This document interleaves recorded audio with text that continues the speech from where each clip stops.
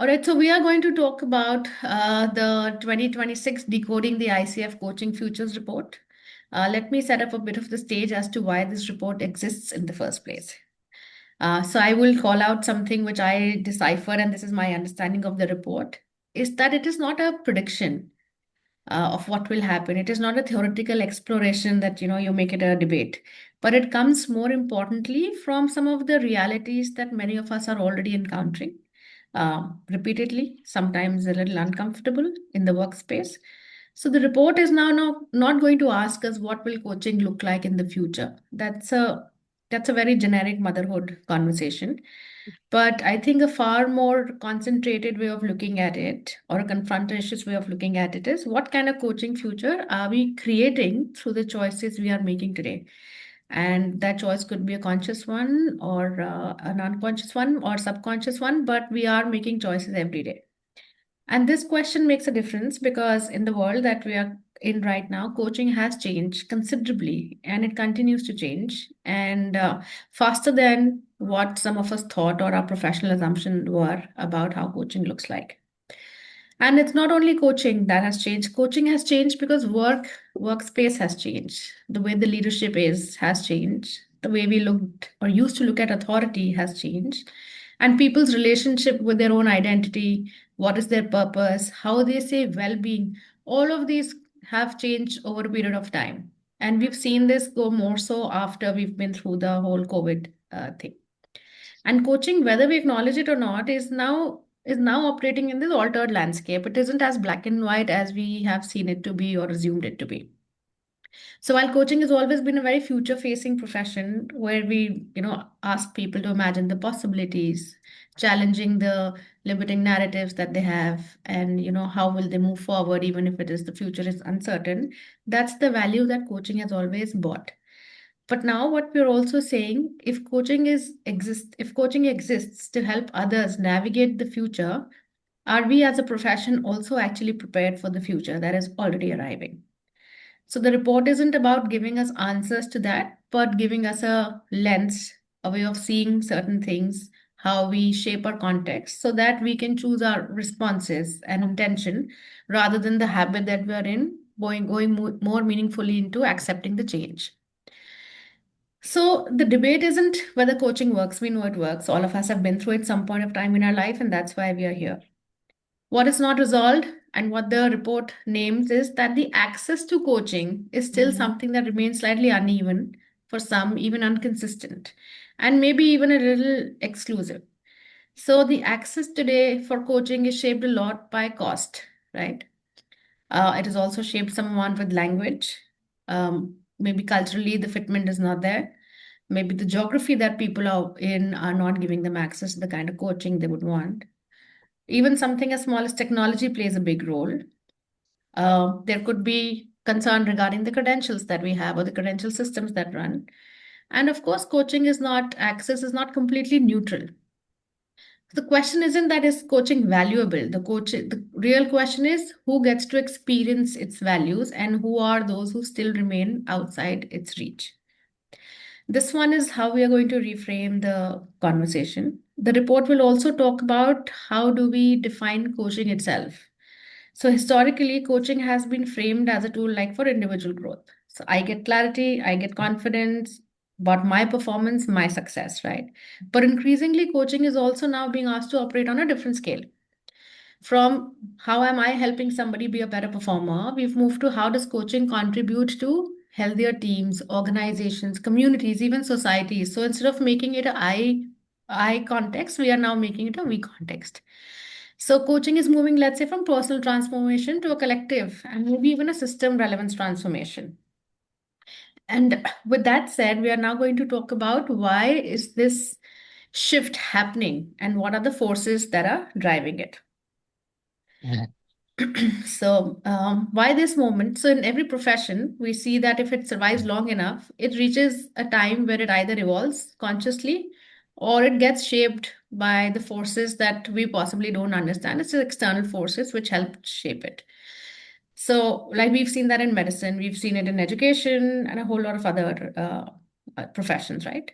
Coaching is now at that moment. Right now, it seems to be thriving. There is demand, People are investing in it, organizations are investing in it, individuals are seeking support. There's no longer any stigma, at least the way we used to talk about it, to it, that why do I need this, right? But there's also some amount of skepticism. There is a saturation in the market.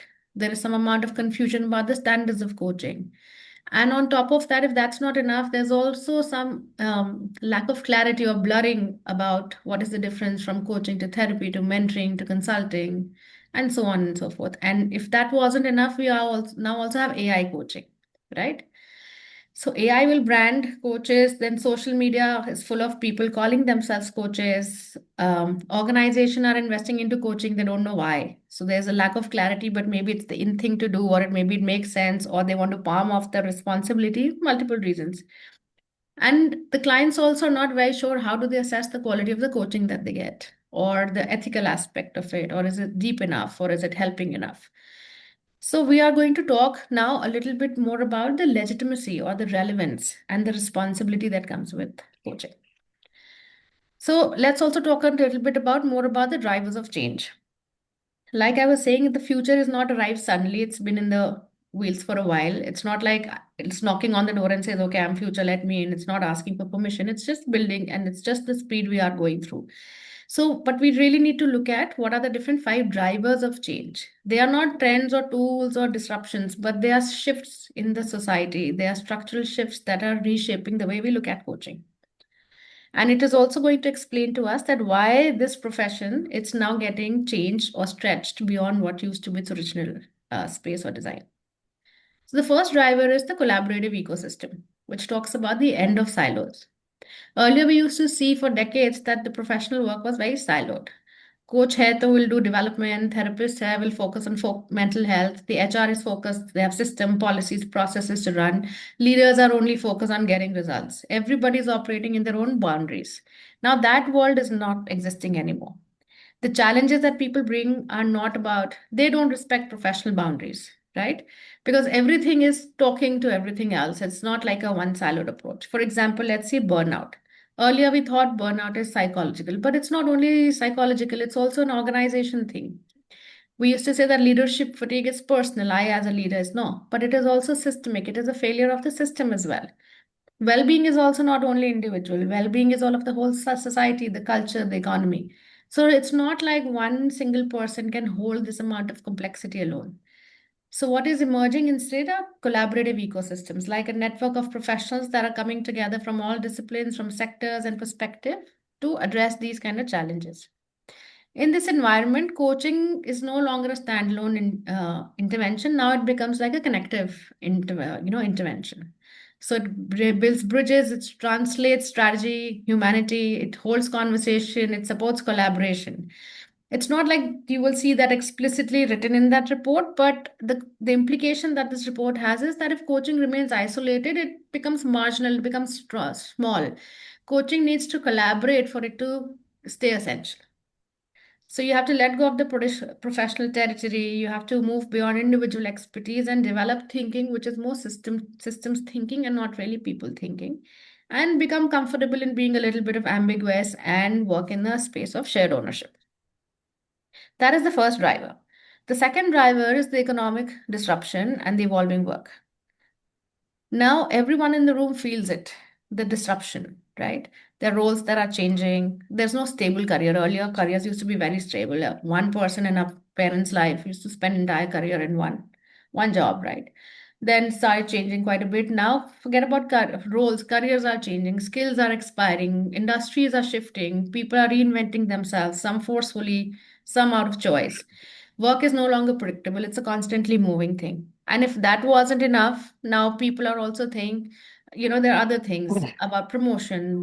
Am I relevant? Well, I need to reinvent myself. What if my job only goes away? AI is coming. What does success mean for me? All of those things are starting to come in the professional space. So people are not, the way people are showing us, they are not anymore energized or curious. Now they are tired. They are anxious. They have some amount of fear. There's some amount of uncertainty, right? Earlier generations are more worried about achievement and longevity. Now generations are literally in the space of survival and surviving with dignity. So that has shifted quite a bit. So coaching has shifted from, let's say, a career optimism to saying, how do I navigate through this life in unstable conditions? So there's a lot of transitions that coaching has to hold, loss of identity, careers that never happened, anxiety about becoming irrelevant, and there's a lot of questions about self-worth. So with all of this, the coaching becomes less about success only in terms of what we used to earlier call success, and has become more about the stability of self as an individual. The third driver, what we've been speaking about, is the technological acceleration. We know AI is here, we know technology is here, and it's here to stay. And it's a loud driver. It's just that it's also quite misunderstood. Digital coaching, they say, is normal, right? There is virtual sessions. We are doing one right now. There are platforms, there are apps, there are AI supported tool, that's chat box and all of that. But what is all of that is intelligence, not access. So what AI is doing, it's analyzing patterns, it's offering personalized learning, it's tracking your behavior and scaling your development. But it can amplify coaching or it can completely make it hollowed, for a lack of a better word. So when we're saying when coaching becomes very automated, overly measured, transactional, so what do we stand to lose here? AI technology is not going to bring presence. It's not going to bring intuition. It won't even bring in ethical judgment or any bit of human nuances. So the question isn't that will technology coaches use technology? Yes, they will. But the real question is, do we remain human in coaching in spite of the technology? So that's another driver that we're talking about. Now, coaching has been asked to carry things, like I said, that we were not doing ever before. So, emotional labor. So, organizations are going through this whole massive changes, but they are not bothered about the emotional context that comes with it.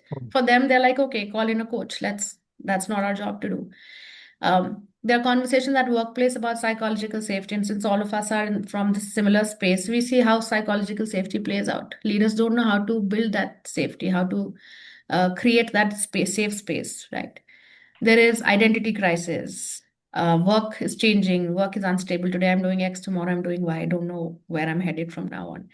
And of course, there were DEI issues. So DEI at some point of time always used to be about gender predominantly, but no longer DEI is about that.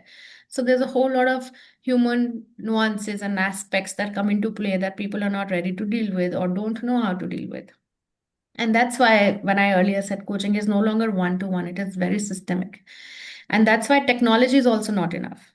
So we need the presence, we need the ethics, we need the intelligence, we need the system thinkings. And they have become baseline survival skills for this profession. They are not like good to have or I will think about it sometime in the future.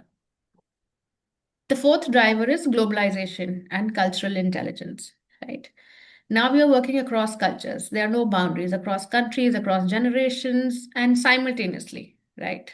Gone are the days where we had a small specific group that we operated it, right? The pond has now become an ocean.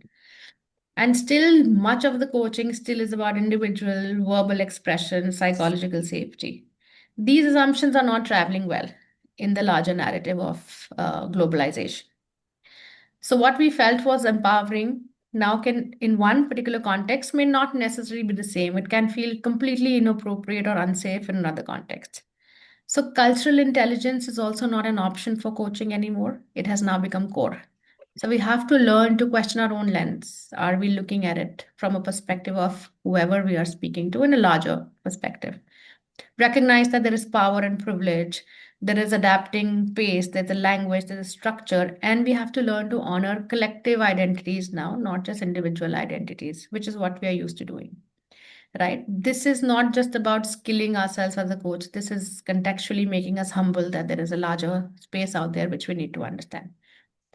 And finally, the fifth driver is the regulation and trust in expertise. When we come to trust in institution itself is declining. Forget about one-on-one.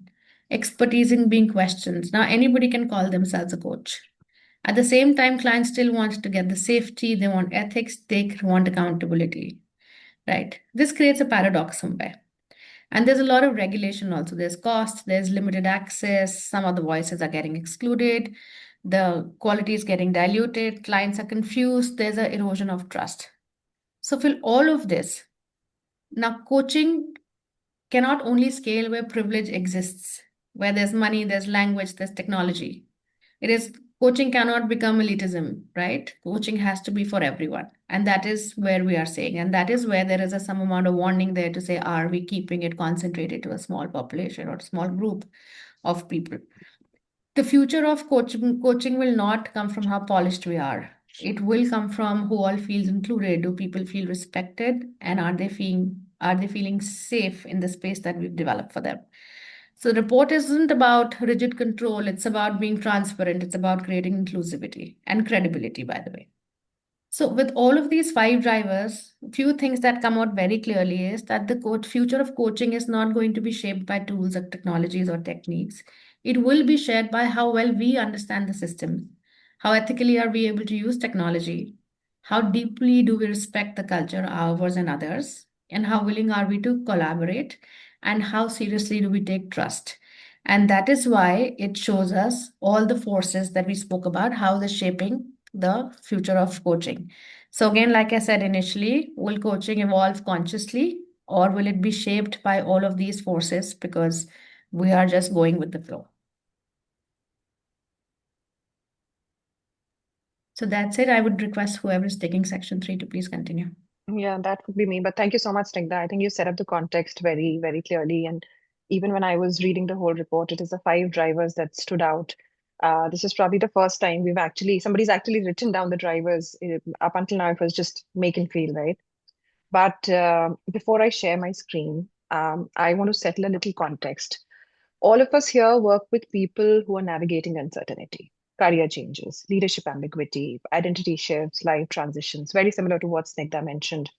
And as coaches, uncertainty is actually a familiar territory for us because that is what we do, right? We show light in certain times. But what's less familiar is turning that same lens inward and asking, what about the future of coaching itself?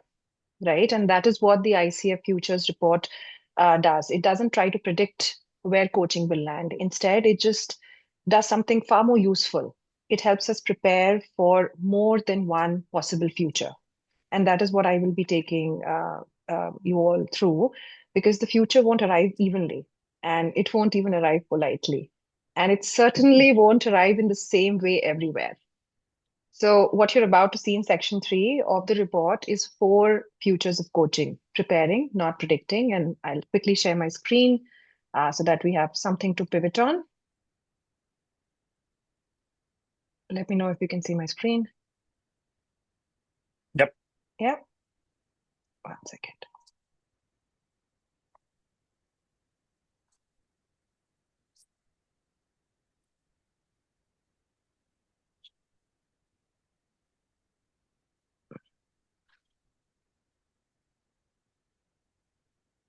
Sorry, just a minute. Can you see the screen now? Yes. Okay. Just to set some context here, this section is about futures, plural, not singular. Bold italic 72. Because not the future of coaching, it is about the four plausible futures of coaching that we could operate in. And the key phrase here is preparing, not predicting. Think of it like weather planning and not fortune telling, just to give you an analogy, right?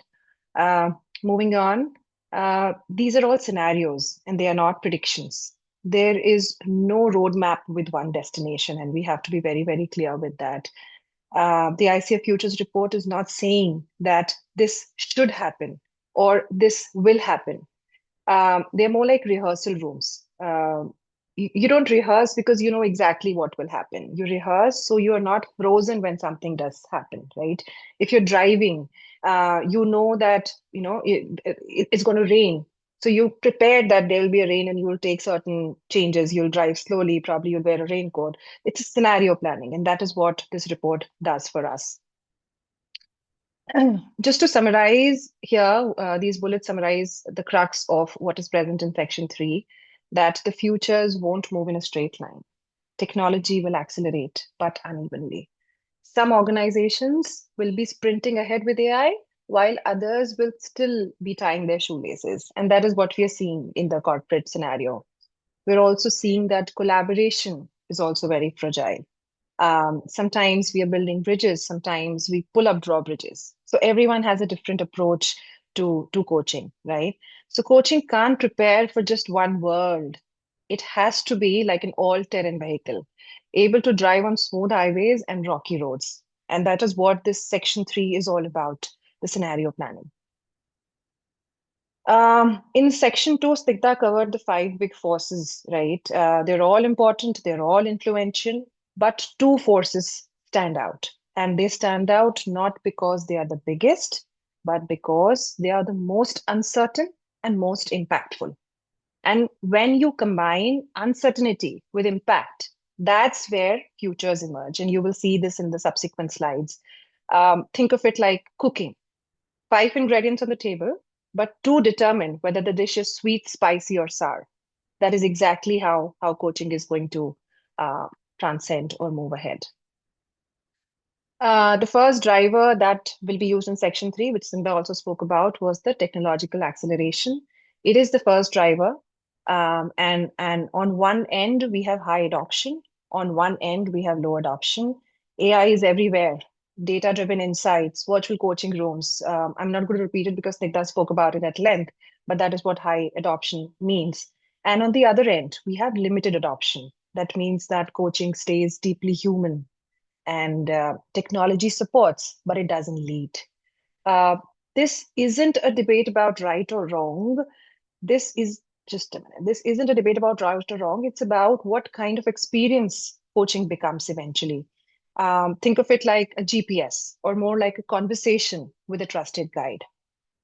The second driver that Snigdha also covered was collaborative ecosystem. I'm merely repeating it here because these two drivers are going to be the ingestion for section 3. Um, so collaboration here would mean that do we move forward together?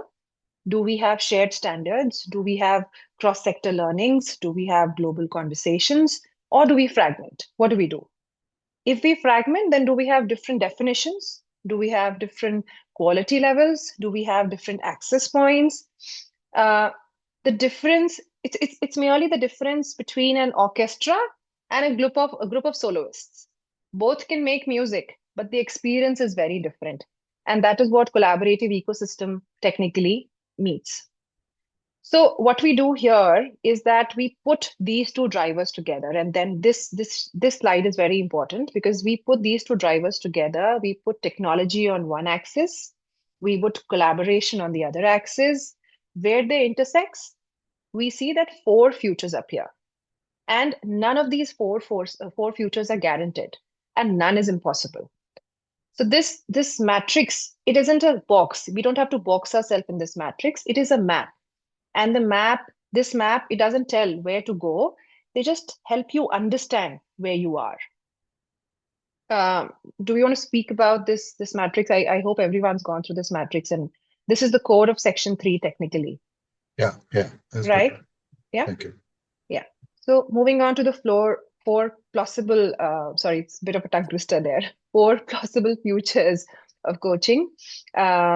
Each quadrant represents a different world where coaching might live in. And here's something important, that these futures can coexist. I will repeat that all of these futures can coexist because one country might be living in one future. Other organization or a country may be living in completely different one. Even within the same company, you might see two futures side by side. So now what becomes important is with all the artifacts and all the bases and all the core of coaching that's been set up until now, there it's possible that there is not one scenario, but there are four scenarios. And now in the four subsequent slides, we'll talk about these four plausible scenarios. The first one, of course, is digital first, human optional. And here we have high tech and low collaboration. In this particular scenario, future technology leads. Coaching scales massively through AI platforms. Efficiency does go up, access increase, but for some. Human coaches don't disappear, but they become specialist. Think of it like fast food versus fine dining. Quick, scalable, convenient, but not everyone gets the same quantity of nourishment. So this is the first plausible scenario. The second scenario is going to be global coaching commons, where we'll have high tech, high collaboration. And this is the most optimistic future because here technology and humanity will work together. AI will handle the admin, humans will bring in the presence, and coaching becomes a public good, which has been integrated across education, health, and business. Think of it as a well-designed public transport system, accessible, reliable, not perfect, but equitable. The third scenario is going to be digital divides, where we'll have low tech and low collaboration, the third quadrant of that image. But this is going to be the hardest future because low tech will not be by choice; it'll be by constraint. Because some countries, some companies will develop tech, some won't, right? And low collaboration because trust breaks down. So here, coaching will exist in pockets. It's going to be a fragmented landscape and some experiences will be transformational, others may damage the profession. um, think of it like healthcare without regulation. The gap between the good and the bad becomes enormous here. So this is a most unlikely scenario. It should not happen technically. If it happens, we should understand what's happening and we should make it good. The fourth scenario is local roots and human touch. This is again low tech and high collaboration. Um, this future technically slows things down. It is less of scale, more of depth. Here, coaching is community based, culturally grounded, relational. Think of it more like, a local farmers market, not mass produced, but deeply nourished and trusted. So the intent of giving analogies is because these scenarios are not very new for us. They've been with us in our lifetime. But if you can understand the scenario along with an analogy, it just gives a better coverage. Now, the critical insight that I got from section 3 is that it's a no scenarios win, right? This is the most important insight. None of these future is a winner independently. The real risk isn't about choosing the wrong one. The real risk is assuming that only one future will exist. It's like packing only for summer and being surprised by winter. So we have to be ready. We have to brace ourselves for all these four plausible scenarios. In fact, here is where I like some conversation, and this sheet is something. This page is something I created so that we all can speak about it. Um, it is technically where it gets personal. Which future feels familiar, or which one challenges you, or which one are you unknowingly preparing for? And to do this, look at your recent choices. Look at the tools you've adopted. Look at the trainings you've pursued, the networks you've joined. Which future are you already preparing for, whether you meant or not? So you will see that you can fit yourself in one of these four boxes. And probably all of us should probably give it a minute and think about where we see ourselves, and we'll get the right answer. So I'll just pause here for 5 seconds and then we'll move to the last slide. But this is the crux of all the discussion we've had up until now. Yeah. Any inputs? Yeah. Yeah, this is an interesting question because when I see this and I look at the market that I engage with, for example, right, which is largely the Indian market, and maybe a little bit the market outside, but it's largely the community of working population, right? People who work in corporates or other organizations. The coaching work I do doesn't directly engage with some of the other coaching work, which is about, working with communities, working with groups outside of the corporate space. So I find myself in two of these spaces. It's either high tech, low collaboration, or high tech, high collaboration. I think tech has become high. Yes. Everybody has now access to AI for sure. Almost all my clients talk to AI in between sessions. They come back with insights that they want me to break down, make meaning of. They share something that worked with them. So I am knowingly or unknowingly blending with it. I use AI as well in different ways. So I think in the world I'm operating right now, I'm not able to imagine low tech at all. But when you give that example, I might find myself in spaces tomorrow. If as I get into other kind of work, more community work, low tech will come. Yeah. I do recognize the role of culture, right? Mm. Because in the corporate work, culture is there, but it has a nuanced role to play. It gets a little bit more, similar in spaces. So it's interesting the way it broke down, right? And I'm realizing that a lot of my work is now tech is there everywhere now. Yeah. The collaboration bit is interesting. I'm not sure how the market is responding today. So in the report, they talk about weak signals versus trends. In the world of wellness, right, and therapy, collaboration has become big. Group work, systems thinking has become big. In Correct. coaching, it's not yet become that big. We say group coaching and team coaching, but I've not seen it become a visible trend as yet in the markets that and it'll be interesting for me to hear from others that how does collaboration come up in the world of coaching as much as it is in other areas of help.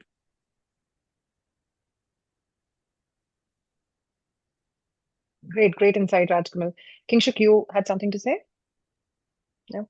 No, in fact, on the last point which Rajkamal mentioned, I'm just thinking, if some of us are familiar with the work of ISABs and group relations, Yes. what would a ISABs for a group of coaches look like? I'm thinking of that. So, what would we grapple with if we were put in a room, right? How would we find structure in a room which is lacking structure, right? So those are my questions where I'm going. Because before the coaches handle lack of structure in a room, in a group, they need to handle it among themselves. Amongst themselves, Yeah. internally. Because today, I personally am still an individual thinker. So I'm a coach, I work with platforms, I work with AI, etc. But I'm still an individual thinker, right? So in my heart, can I think like a group coach before I do group coaching is where I'm going, Yeah. Interesting. I do want to add something just came up for me, Akriti. I want to share this. Yeah. Actually, I'm going to contradict myself now because it just came to me. In some of the leadership consulting and coaching I find myself doing, even with assessments, right? I've noticed one big shift, right? Previously, assessments were a lot about the individual. What does my report look like? How do I fit with, what the company or the culture requires? But I'm seeing right now a lot of assessments, even the one I work with, even in my language, it's become about what's the team view. It's not about have you fit the profile. It's about do you recognize the diversity in your team? Profile is a spectrum, right? You have all sorts of profiles. There's no right or wrong profile. But what does your diversity mix look like? Right? Diversity is not only about gender or Cognitive. other Yeah. aspects. Hmm. Diversity can be about your profile as well, your Yeah. leanings, right? So it's interesting that yes, there is some sort of it's like a weak signal maybe, and I'm realizing I'm not catching it. But groupthink is coming in. I'm also exploring, I'm also seeing it, but I'm like the report said, you miss sometimes weak signals, and you Yeah. I'm probably experiencing the wave, but not acknowledging it. In What times. Kingshuk was Actually, saying, it Yeah. yeah. does kind of, sorry.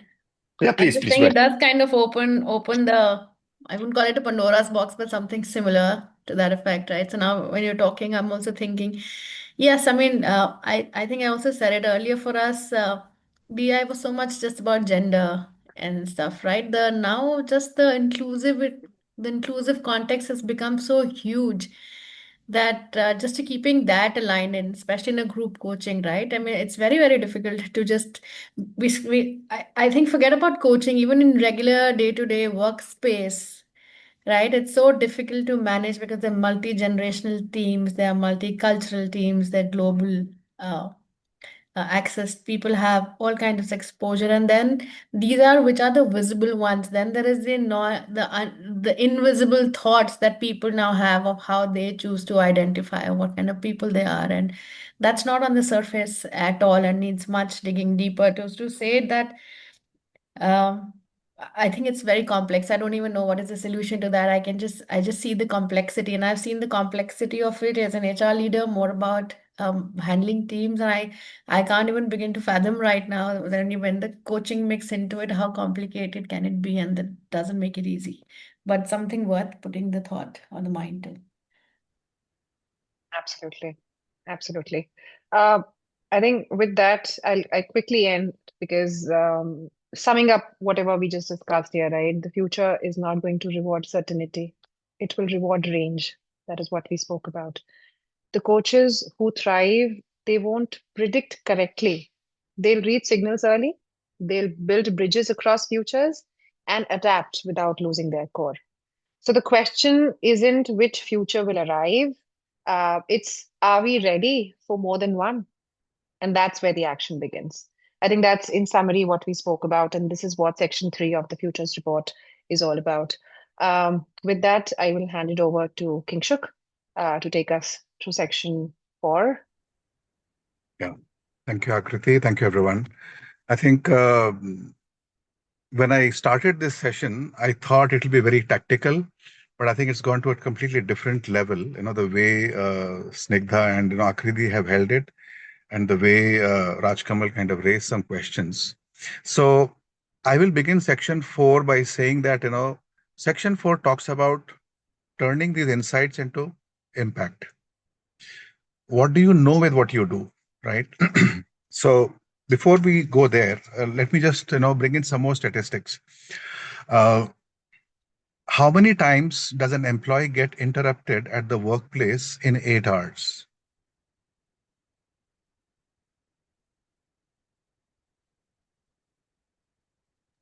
Was there a question?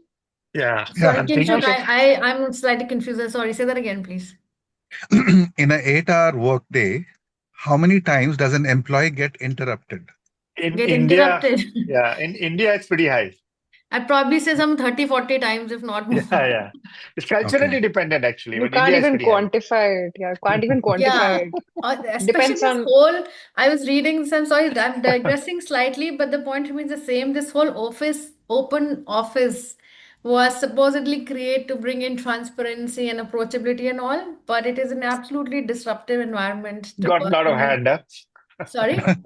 Gotten out of hand. It's gotten out of hand, and we like to portray it for something, but it's not. And I was reading this article very recently about what you just said, Kingshuk, how it creates a certain space of constantly being on guard. There is no safe space Yeah. because you're always watched, you're always overheard. So that interruption may not necessarily, what you ask is, let me go and interrupt this guy, but that interruption is constant. It's a Yeah. constant space where you're not safe. So, absolutely right. The Microsoft Teams 2025 study says an employee is interrupted 275 times in a day. Yeah, wow. sounds about right. Sounds about right. And then we're crying about lack of productivity and all of that stuff, right? Yeah. Wow. And every time you get interrupted, you take additional seconds to come back to the rhythm. Okay, that's Center number back. one. Mm. True. And number two is it's a chicken and egg thing. So every time you feel distracted, you take another break saying that, let me get refreshed and come back. Okay. So you step out for a chai sutta break. Okay. Now I was studying chai sutta's performance. They started, about 5-6 years back. They are present in 370 cities in the country and some few countries outside India. And they have a franchise. Okay. So studies have shown that people are doing two kinds of, decompress. So for 52 hours of productivity, they're taking 17 minutes of break. So which means in an 8-hour, you're actually delivering only 5 hours of work, 3 hours is break. And those breaks typically are about, a smoke or a bio break or whatever. Yeah. And the question is, what can be done with that kind of a time? So when we talk of coaching and mentoring, the executive actually is being pulled out from that space to get coached or mentored or whatever. So what is his openness, to get coached on a working day is a new dimension. When I was reading stuff, we typically coach on a working day and we do not do it on weekends, etc. and weekends have a different kind of a schedule. So some of these things came up, when I was reading this chapter 4, right? So I'll do a small activity. If you do, all of you have a pen and pad, a sheet of paper. Yeah. So if you can draw a 5x3 matrix, that will be wonderful. 5x3, huh? Wow. Yeah. Interesting. Okay.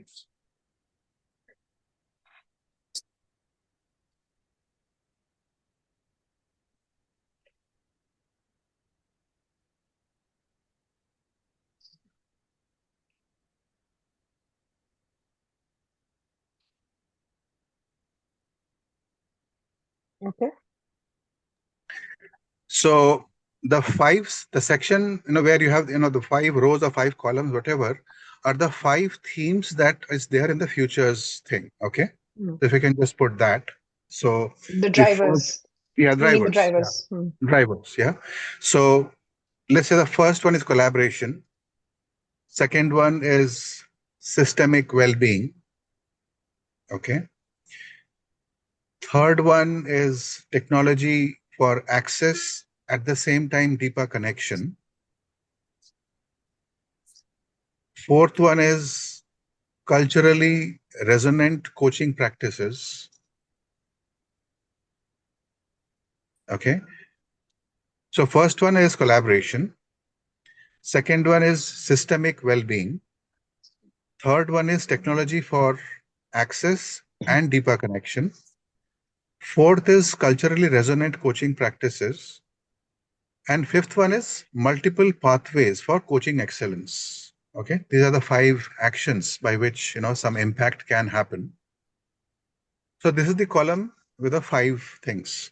On the other part, other axis, there are 3 kinds of people who are going to deliver. So one is the individual coach, which is you and me. Okay. So one column is the coach. Second column is a profile like Abhyudaya, which is the educator. Okay. The third column is the association. So a body like ICF. So this chapter talks about that if we have to see impact at a global level going forward, what is imperative for each entity to do on each of the items? So they have given some suggestions. Before looking at that, in case you haven't read that, if you want to fill up just one point or one action in each cell, it will give you some idea as to what is probably required going forward to convert insight into impact. So just take 30 seconds, whichever cell you want to fill. And maybe today you are an individual, but tomorrow maybe you are an association, or maybe tomorrow you are an educator. Okay. How does your deliverable change? Kinshuk, what's on the 3-side axis? First column is the individual coach. So you or me. Individual. Got it. Okay. Second is the educator, which is Jaya Abhyudaya kind of a profile. Okay. Third is the association, ICF, CFI or whatever. Got Yeah. it. So just take any cell, one of the, so out of 5 into 3, 15 cell, just fill up one cell. Okay. Based on where you are. And just maybe talk about it in the group now.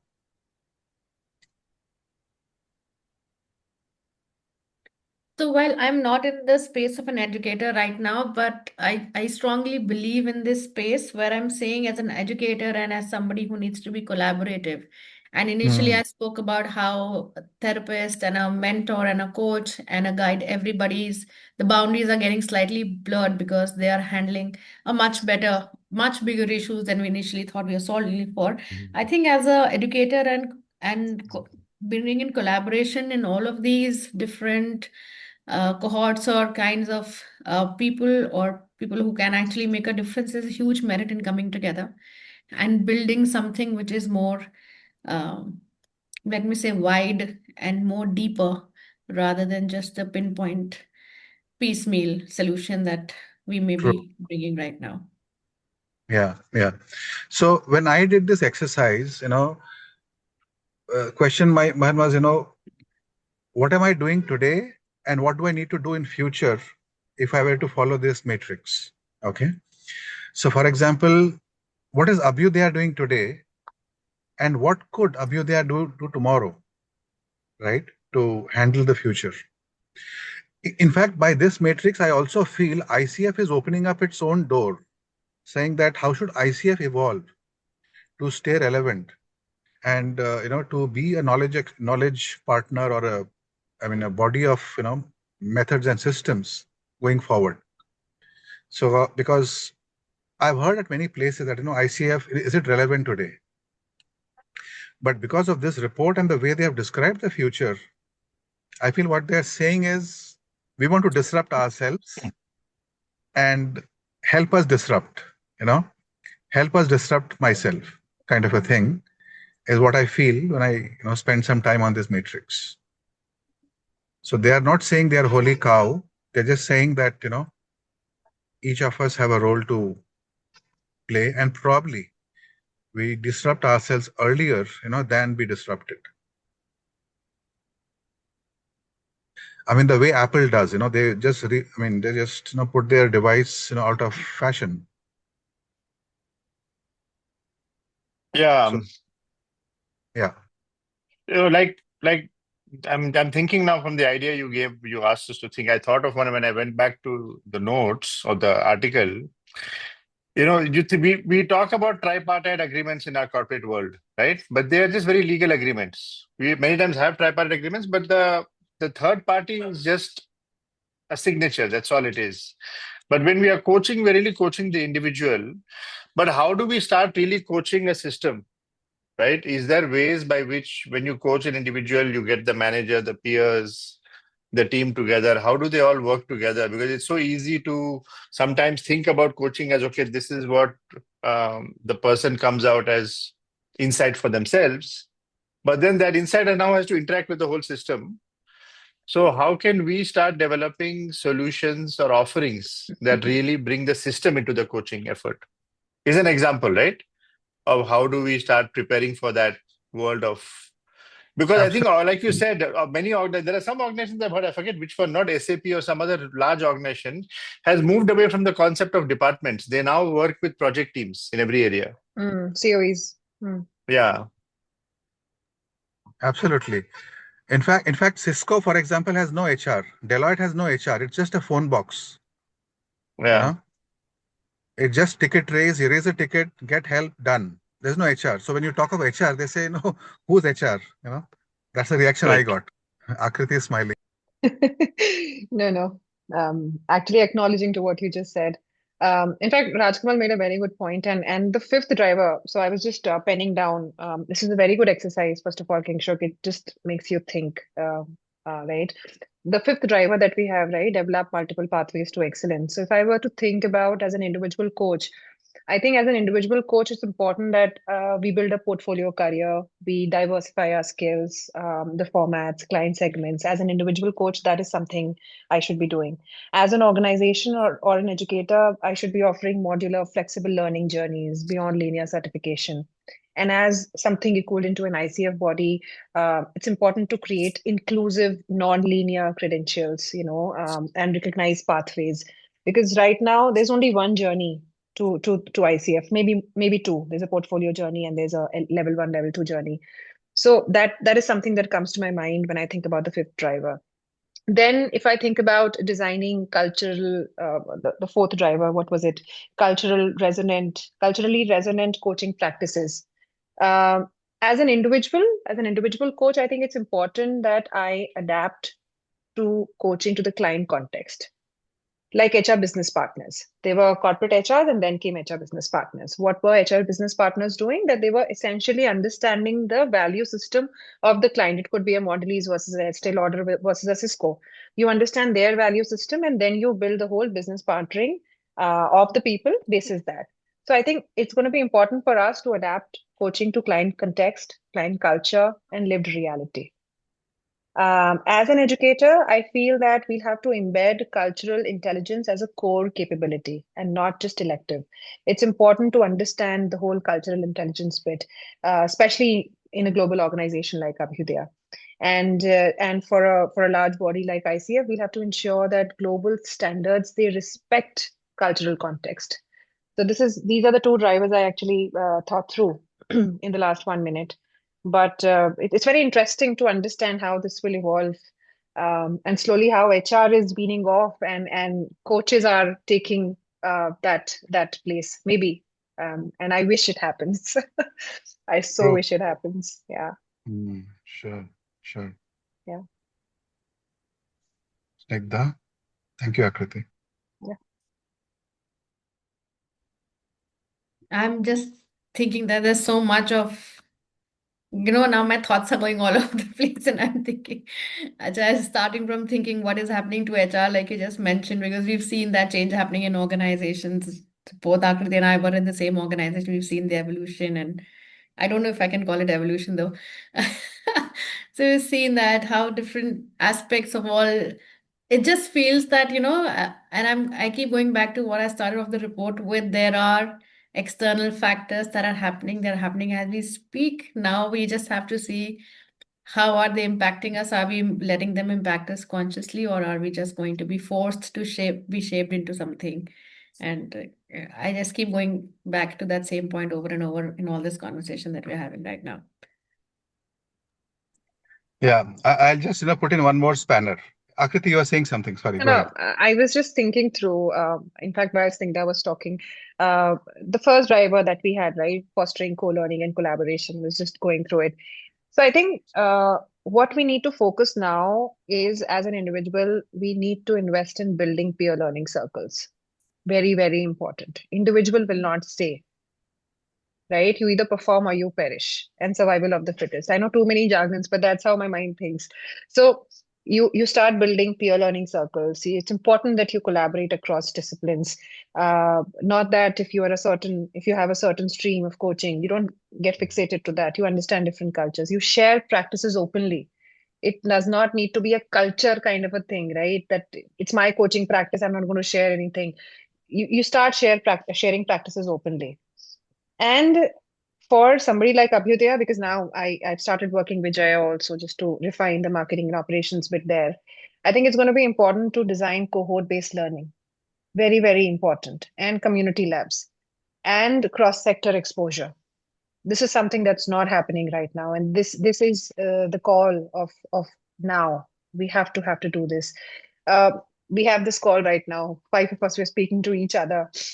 This is something that should not happen. We need to have that culture where people volunteer and people raise their hands and make things happen. In fact, it'd be interesting to understand that this futures report was all built by ICF volunteers. And also in ICF per se, what I know, a little that I know, is there are only 20% of the people on payroll on ICF. The rest of them are all volunteers. It's all volunteer-based journey. And that is something that we have to eventually transcend into, enable global collaboration platforms and shared knowledge ecosystems. So I believe that if we follow this projectile or this trajectory, we surely will go leaps and bounds ahead.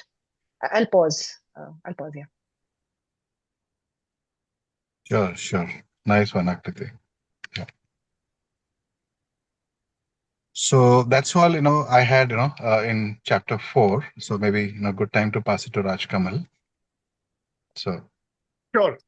I think section 5 is the least interesting part. I didn't think of it when I volunteered for it, but then I said, let's see what it shows up. And there is something interesting in it. While the report ends with section 4, all of the whats are covered by everything that you have now shared, right? Section 5 really goes into like the how, right? How was this report generated? And when you look at it that way and try to glean from it learnings that could apply for us, it's interesting how section 5 starts with a glossary, and I'm looking at it right now as I talk to you. There are some interesting terms in that which remind us of our ability to now see the future. I think, Akriti, you started by saying that this is not a prediction, But what is the word you used? You said this is not a prediction. No, sorry, Snigdha, you used it. You said this is not a prediction. This is looking into the future. You used a word for it. Yeah. Okay, it's not on the top of my mind, but yeah, what I Yeah. was saying is yes, this is not telling us what to do or how to be. This is just telling us Correct. the space that we can create. Correct. Now, looking at the space that we can create, some of the interesting terms that it came up with were like the word horizon scanning, weak signals, trends. What's the difference between the two? The ability to look at the horizon, scan, and start, putting your ear to the ground, see what's around us, to see what are we seeing happening around us that might already be a signal of what's happening, right? What are the drivers, and drivers being much more underlying shifts that are happening around us? Understanding the difference between trends. Trends means the tsunami is here, the wave is there, right there. We just now facing it. But before that, trying to understand what is some of the underlying changes happening within our demographics, within our society, within our community, right? Some of these subtle changes in community thinking, for example, the way this report has picked up, is a very interesting catch, right? We all talk about collaboration, but the fact that slowly if you think about how would corporate life look like 50 years from now, forget 50, how would it look like 15 years from now? When some of our children enter the corporate space, what kind of work environment are they going to talk about? And will our stories sound like ancient history then, right? So to be able to understand what this future persona, which is their other term, what would this future persona look like? So our ability to define this future persona, and like we said, put different scenarios in it. A future persona with high tech, a future persona in a high collaborative environment, what will their world look like? A future persona sitting maybe in a slightly more underdeveloped part of Africa, which may not have all of the tech in it, but may still have very high collaboration, would have a different, scenario to it. The concept of future persona, the concept of horizon scanning, I think if you read section 5, it will point you to different ways by which we can ourselves start looking into the future the way the volunteers, Akriti, you talked about, did in this case. Yeah. So I found that part interesting. Up ahead in the report, it also talks about some of the tools and how we can start accessing them. Every one of the tools in section 5 is a link. If you click them, you'll go to a section either in the ICF website or the article related. So if you really are interested about becoming a futurist, you're interested to understand how the future can be envisaged. You're envisioning the future, right? And you're envisioning multiple futures. Yeah, that's the term I didn't call back. We're envisioning possible futures. I think section 5 is a great tool to understand all of that. So definitely look at the glossary, look at some of the terms, click the links, and you'll get to that. The other bit I think that it's covered is you can see that the first 10 years, 1994 to 2004, really was the setup and establishment of coaching. The next 15 years is really the journey we have all been part of in many ways, right? It's about the increasing organization, professionalization, structuring, the tools of coaching, all really becoming bigger and bigger and bigger. And the last 5 years has been partly pandemic and partly AI, both shifts. I think two huge events hit us one after the other. I think we are those lucky individuals that we can say we were here when it happened. Number one, the pandemic, when so much got exposed and so much changed. And then with AI. So the concept of digital maturity, I think while we talk about it ever since the computer came into the scene, but I think that's become more real for us now, right? I think people who don't know AI and don't use it will be much more exposed than even people who didn't know a computer. AI is going to become so blended into our lives. We are talking about it. So in one of the scenarios or two of the scenarios where high tech is high, how do we see AI blending into the lives of our communities? Forget us. And if we are not part of that journey, then how do we connect with it? How do we empathize with it? How do our solutions speak to it is going to be a big one. So I think I'm going to my notes and saying the next era they talked about, it's about accessibility. Yeah. Coaching. How does coaching get accessed? How does coaching get used? I think coaching even already right now, if you think about it, when I talk to many of my clients, previously to have access to a coach was a privilege, like I think one of you said. Now it's no more a privilege. Most of the general coaching insights people start to get, but in much more accessible ways very quickly, right? I think when you start talking about AI's ability to mimic human behavior, which is what I think the ICF standards for AI also talk about, right? The ICF standards, I think, say that if AI is being used, it needs to call out, first of all, that it is AI. But secondly, also, it has to be able to mimic many of these human qualities. And then you see it, right? When we also talk to AI, our own AI partners start to understand us, give us answers that look like what we want to hear. They almost know what we like to hear, right? So mimicking human qualities is not going to be the challenge anymore. It will be how are we blending with it? What is our value as now the real human coming into the picture? What is the context we bring? What is an AI's intuition versus our empathy and connection? That need for connection is the next big, I think, statement that the report makes, is that the future is not going to be about just technology. Technology is a tool, like many others in the future, from fire to the wheel to the computer to whatever else you talk about. AI is the next big thing. I think what the report says, which I liked, it gave me some hope about that technology has not come here to just wipe us out. But technology is changing the way connections are being formed now, right? It did start with collaboration with the world of Facebooks and Instagrams and social media, where connections have changed. But now with AI, the world of connections is going to change again. And where do we as coaches come in? How does our connection with clients, with the market, with our stakeholders, how does that connection change? What role do we play? That could be an interesting question to ask ourselves. Where do we come in? What will the nature of our value that we bring in look like? And what skills will that require us to really hone? Because one more thing that all of you said, which I agree with, that it's going to be about our presence, right? As coaches, we hold a space, right? AI holds a space, but the space that AI holds, I'd like to believe is a little different from the space we will hold as two human beings, right? What do we bring into that space? And how does that foster the connection? How does that foster insight? How does that foster development?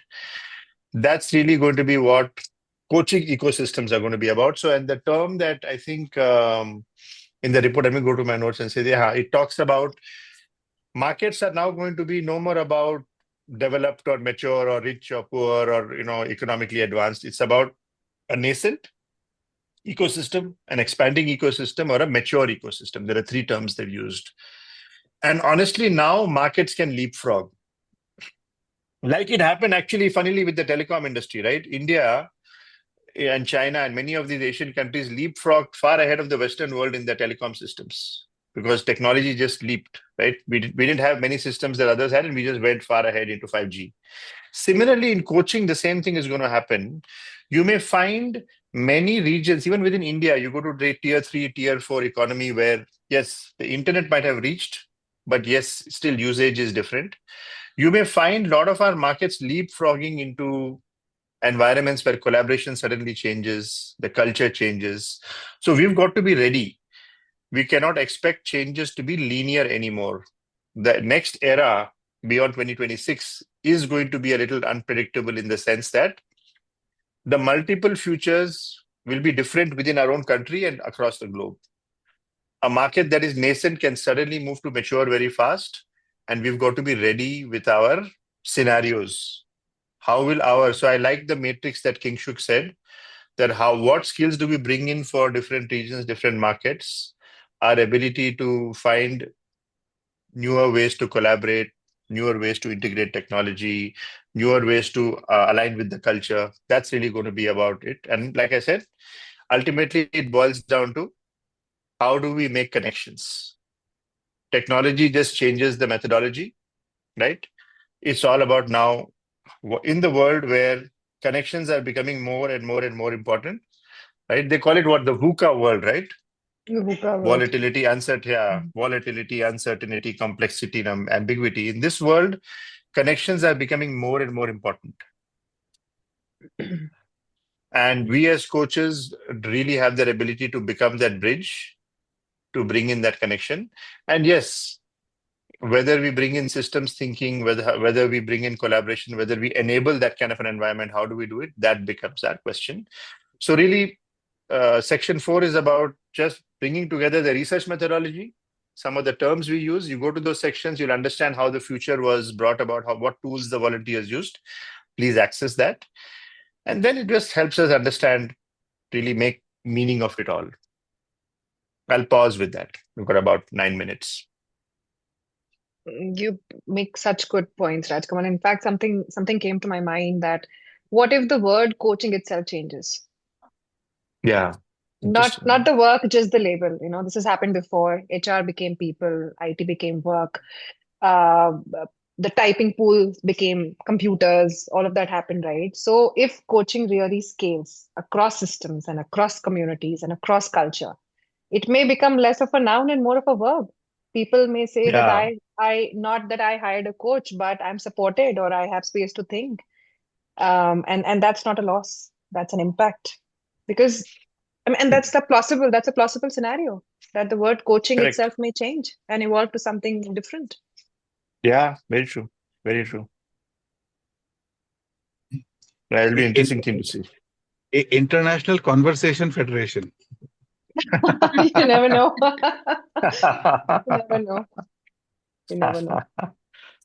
So yeah, and just one thing, there was that framework, the STEER framework is again another interesting one that the section really asks us to adopt it, right? Which is social, technological, economical, ecological, regulatory, and ethical. These are the drivers that really drive change in our environment. These are the drivers that shape the future, right? What's changing in these 5 factors? So looking for signals or blind spots in these 5 areas is really... So again, lots of stuff to just refer to and go back and develop ourselves. But I like this international conversationalists, yeah? There was already an organization, right, Akriti? They used to call them Sherpas, right? There's a coaching organization. Yes, something around. I was imagining a word like that. You never know, something Actually, might come up. Sherpas is a very good word if you look at it. Yeah. I just hit the nail on the head. Yeah. Okay. Thank you, everyone. What a wonderful conversation, I must say. Yeah, seriously. Yeah. Where I thought, we'll log off and reschedule, I think. Yeah. True. Good one. I enjoyed True. this. Thank you, everyone. Thanks, everyone. Thank you. Lovely Thank you. conversation and a everyone, lot to learn and ponder and think Yeah. about. All right. Thanks, everyone. And Really thank appreciate you, you both. Abhigyan and Tom. Tom, you've been very quiet. I hope you heard what we said. And thank you, Abhigyan, for setting this up. Thank you so much. Thank you so much. Thank you, Abhigyan. Thank you. Thank you, Tom. Bye. Thank you. Bye.